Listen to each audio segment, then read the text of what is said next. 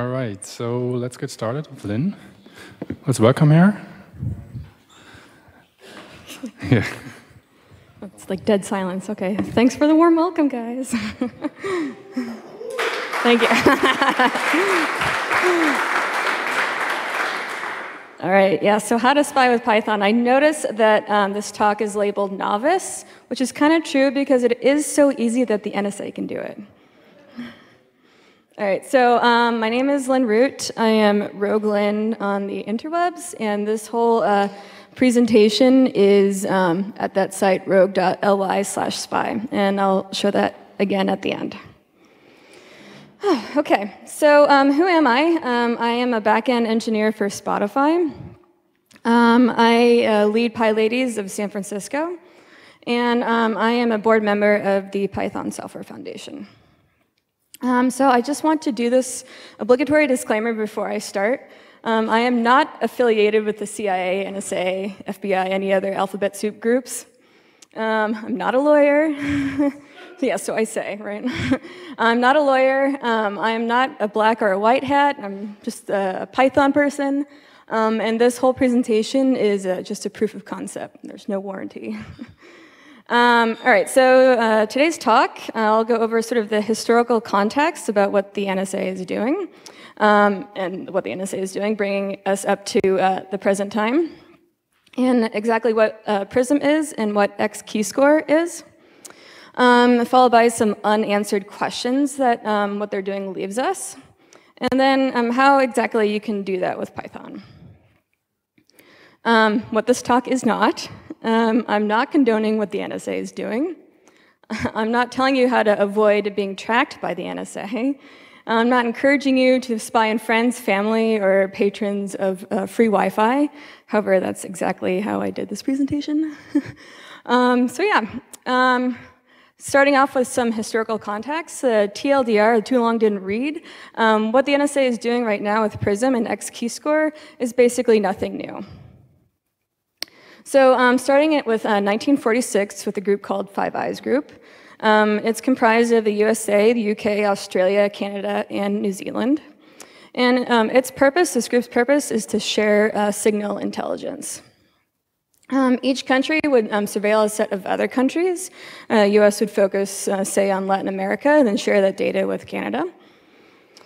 And while the US does not technically spy on itself, there is no stopping Canada from sharing its data about the US citizens, or like the UK's Tempora program, which pretty much does exactly that. Moving on to when the NSA was established. Sort of originally started with the US Army in 1917, after the US declared war on Germany. It then sort of morphed into the Armed Forces Security Agency after World War II. It couldn't really get its shit together, so Truman basically formulated the National Security Agency with the AFSA in 1952. All right, so only after 20 years after the NSA was established and over 50 years after the start of US surveillance did the Supreme Court require warrants for domestic surveillance. 5 years later, after the Senate's Church Committee revealed illegal domestic spying by the NSA in 1975, the Foreign Intelligence Surveillance Act, or FISA, was signed to protect Americans. A super secret court called the Foreign Intelligence Surveillance Court was created for the purpose of hearing these warrants. So then in 2001, 9/11 attacks happened, and the culture sort of shifts with being more pro-spying. So within the first month after September 11th, the White House asks the NSA what more could be done against terrorism if the NSA had more authority. Following that, the NSA resurfaces a plan saying, hey, we have this plan, here's how we can do better. And it's basically chaining metadata that it collected, which was originally deemed illegal in 1999. So then the US president gives the NSA authority to begin the metadata collection and targeting terrorist-associated foreign phone numbers. Continuing on, also within that first month of right after September 11th, the US President and Cabinet sort of scrambled to draft an authorization to spy on Americans, as none had yet existed.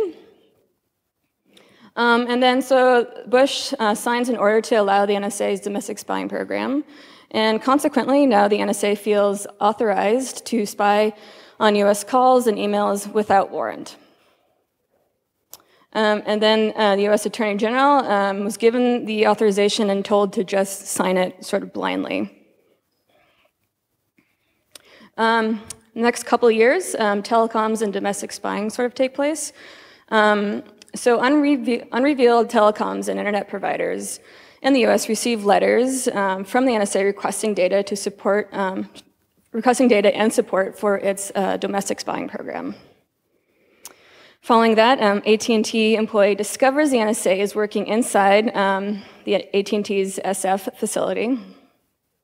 And then telecoms now formally enter into a voluntary agreement with the US to give data to the NSA freely without warrant.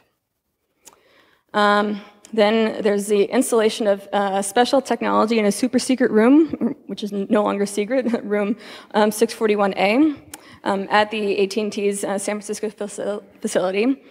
That, so it can read and analyze tens of thousands of communications per second, and then send the communications to a central database. Then we have the Total Information Awareness. This program formally started in 2003, but the development began in 2000. And it was aimed to gather detailed information about individuals to participate and prevent crimes. The Congress stops this in late 2003, but the program sort of quietly moves under the NSA's control for the domestic spying program. Then in December 2005, the New York Times reveals that the NSA has been spying on Americans without warrants. And so soon after, Bush confirms of the NSA's warrantless eavesdropping. The Times also reveals that some of the NSA spying is purely domestic, with some telecoms giving backdoor access to communication streams. And soon after these articles, an unknown company requests that the NSA issue court orders rather than companies voluntarily handing over data.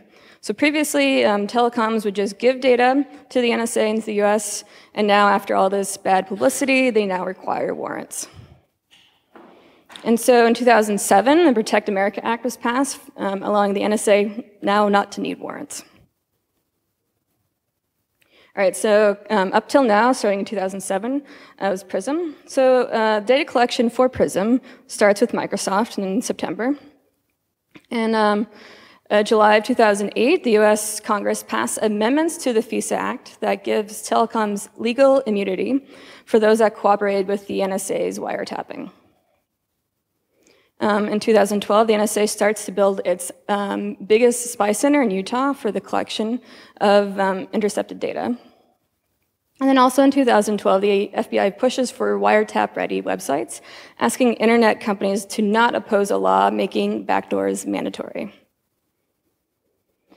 2013, I'm sure you remember about a year ago, the Washington Post reveals the PRISM program, and shortly after that, the X-Keyscore program was revealed.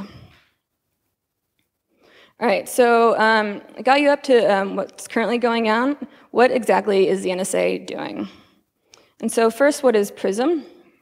It stands for a planning tool for resource integration, synchronization, and management.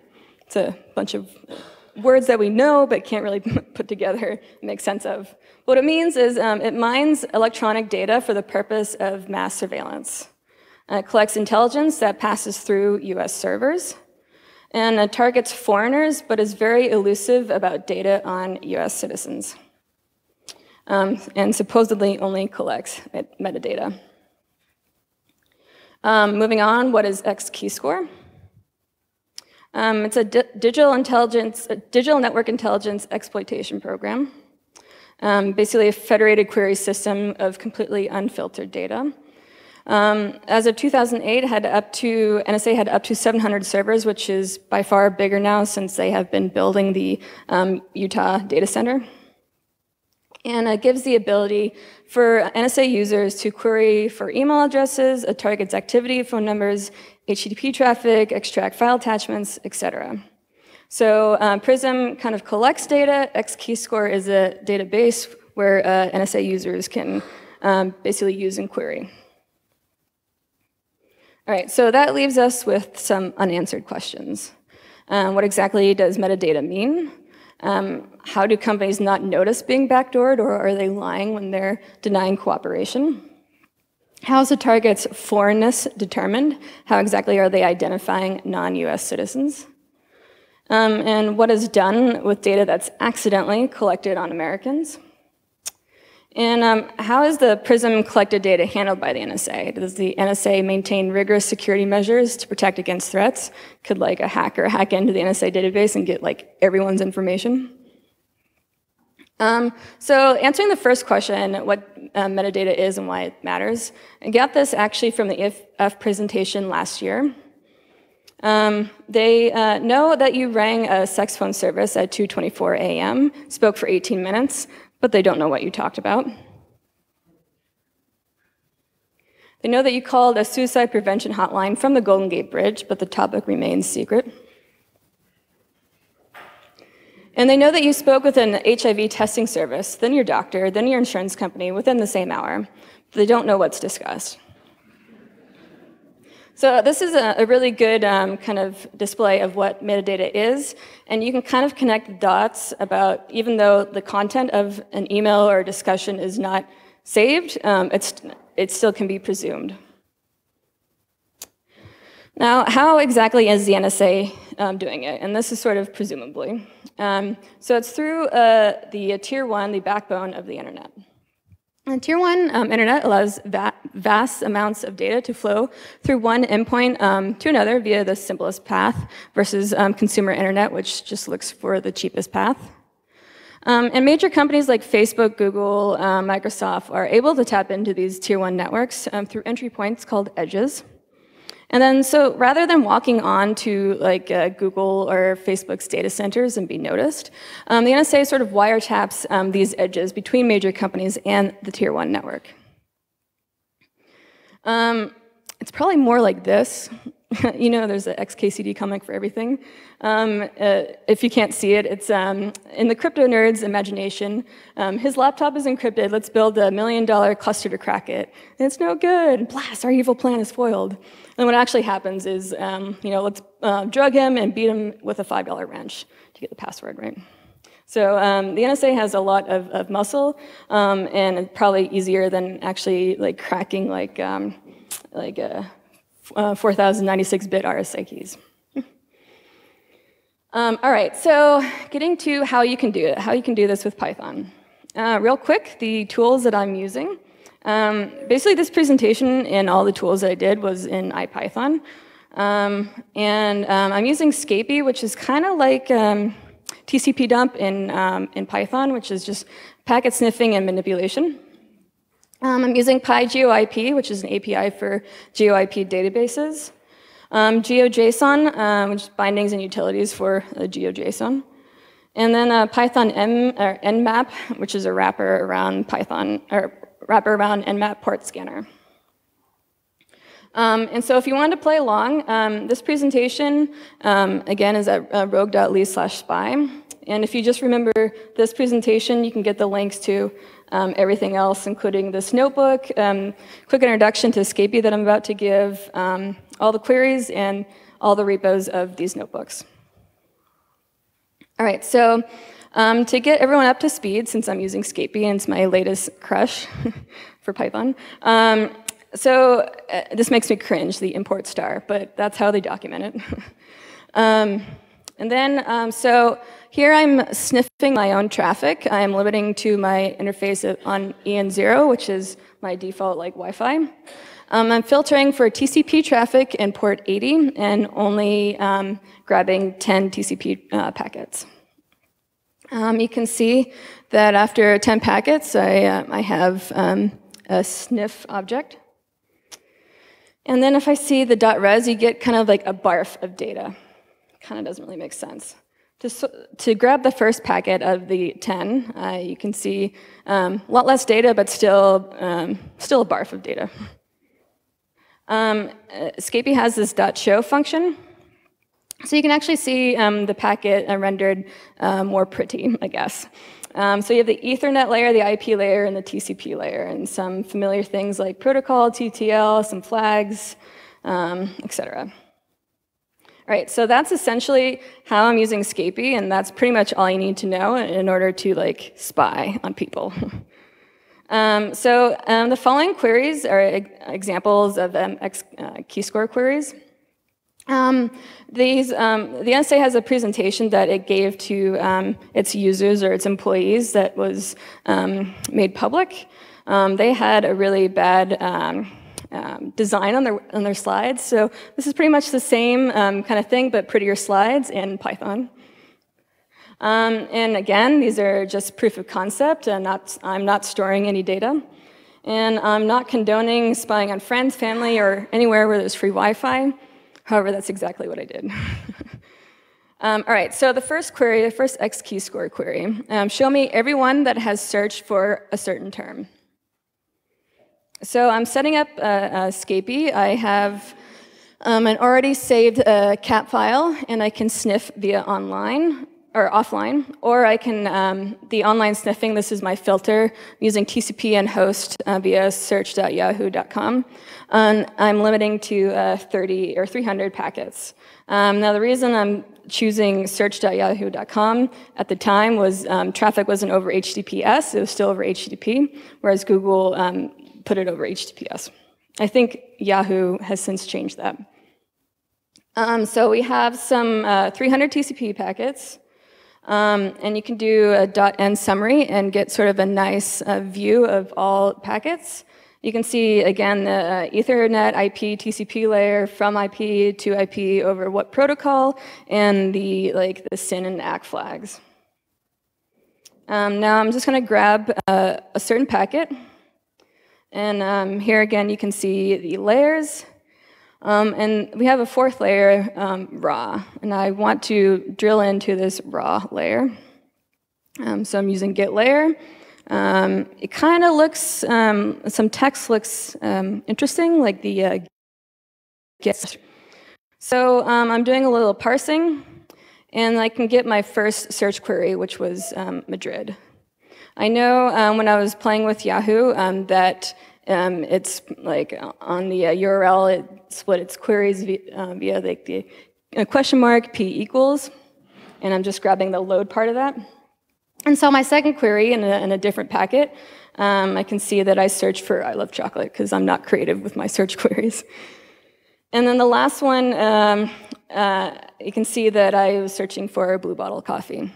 So it's quite easy, so long as you can set up Scapy to sniff traffic on a certain host, that you can grab all the packets and sort of iterate through them, looking for a particular like URL, I guess, query parameters.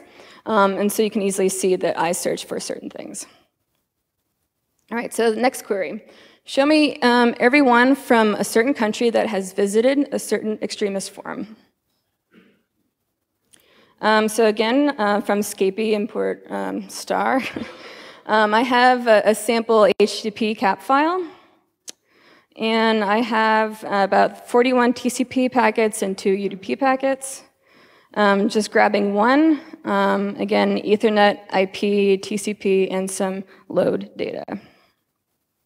Now, just grabbing the load, I can see that basically HTTP headers that we're all familiar with.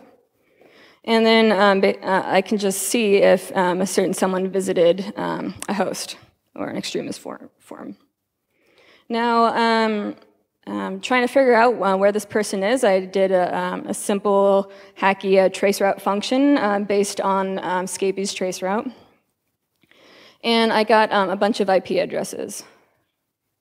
Using PyGeoIP, you can kind of plot that against a GeoIP database. And I'm getting coordinates. I have all these sort of coordinates of where those IP addresses are. Making a GeoJSON file out of that with Python. You can see it looks like a dictionary, but when you save it to a file, it's a GeoJSON format. And then I actually just uploaded it to GitHub because GitHub gists easily render GeoJSON in an awesome map. So you can see the sort of traffic that I did when visiting a host. I think I was in Sweden at the time, and you can see it goes, I think, through Switzerland and then to the US and the UK. So even if the host was like in the UK and I'm in Sweden, you can see the path that it takes is through the US. So the NSA sort of has jurisdiction over sniffing those packets. All right.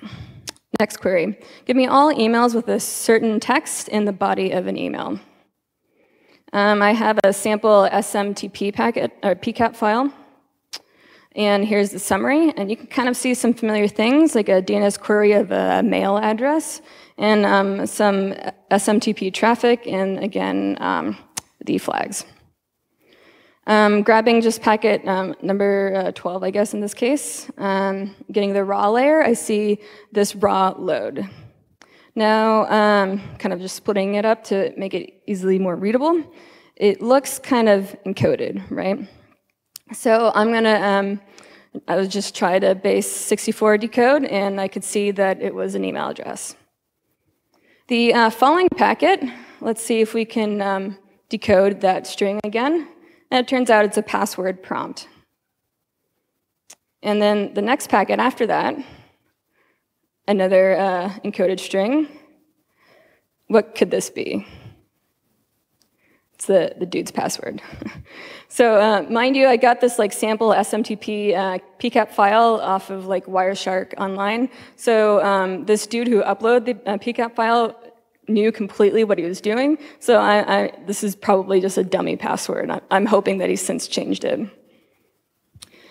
So if I wanted to sort of see what's in the body of the email, I made a quick and dirty like filter, packet filtering function.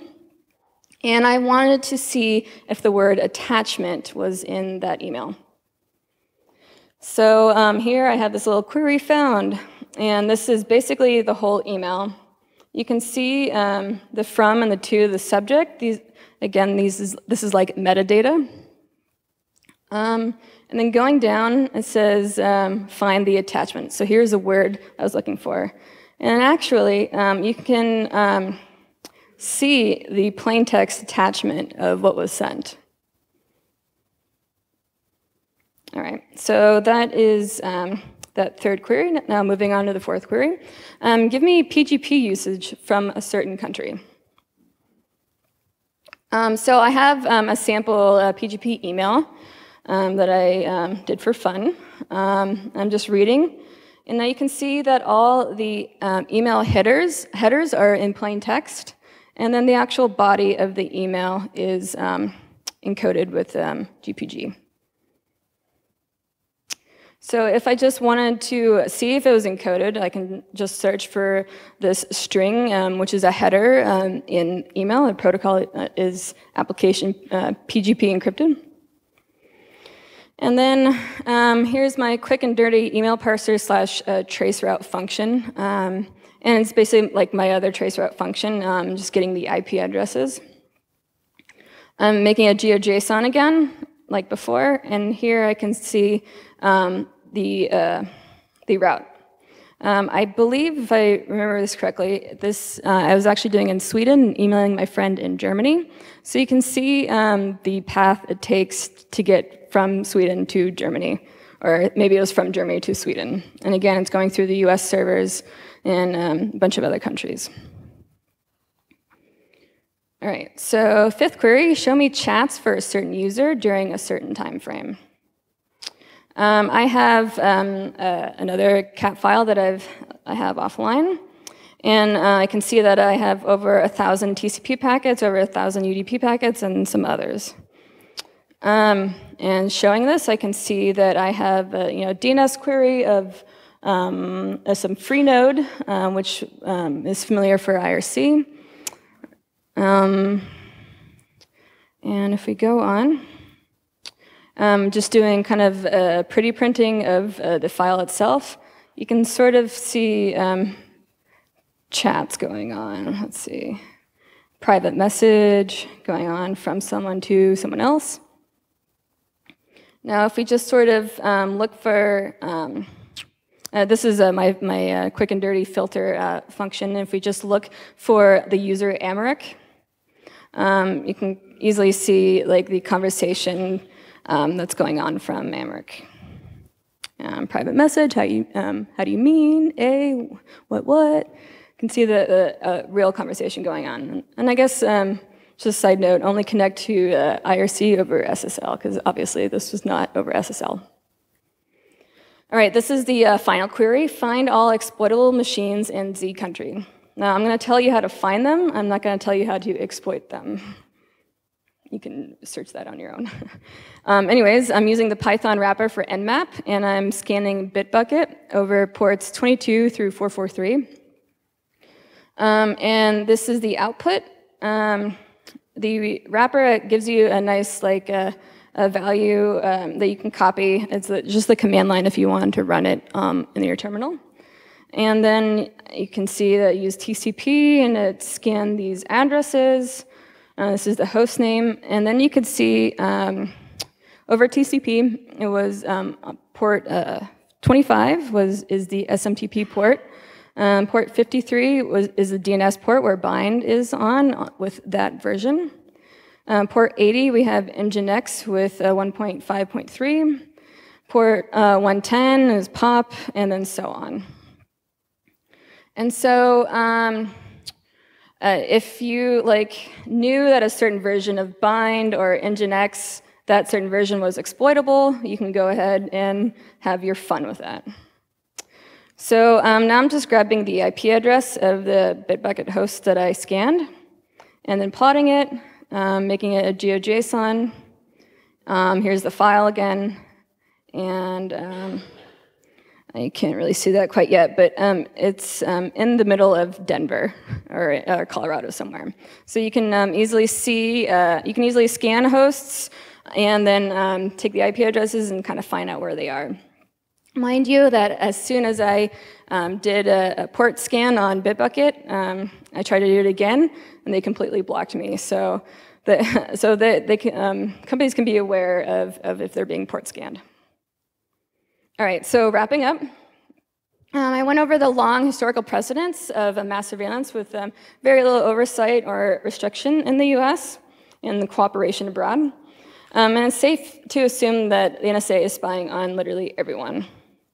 I gave you a conjecture of how the NSA is actively backdooring communications and how to effectively get yourself on the no-fly list. Not really, hopefully not, I don't know. And then how to implement your own toy PRISM and X keyscore in Python. So any other information that you want, if you missed something, you can find it at rogley.spy. Thank you.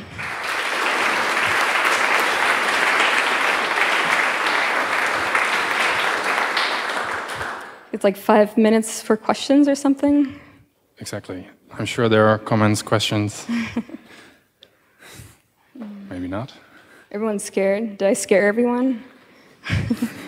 It's time to take out your tinfoil hat and go underground. If you're too shy, I'll be down at the sprints for EuroPython so we can chat too. Okay. You guys are too nice. You don't want to grill me. All right. Thanks, folks. Really no one? Yeah. Okay. Thanks again.